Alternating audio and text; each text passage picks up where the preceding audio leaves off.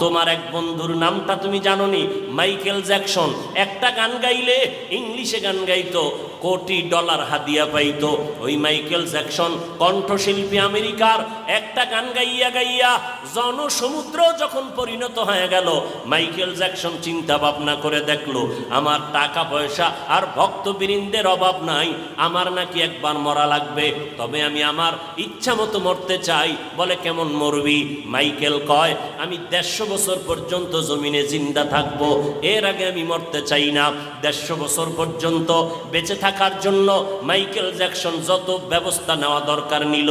20 জনের উপরে ডাক্তার তারে অল টাইম পাহারা দেয়, একটা খানা শতবার চেক করে খায়। মাইকেল জ্যাকসনের চেহারাটা বাধাই করে নিল যেন যৌবন ছুটে না যায়, খালি হাতে কারো সাথে সাক্ষাৎ দেয় না, জীবাণু যেন ঢুইকে আমার মৃত্যুর মুখে ফালাইয়া না দেয়।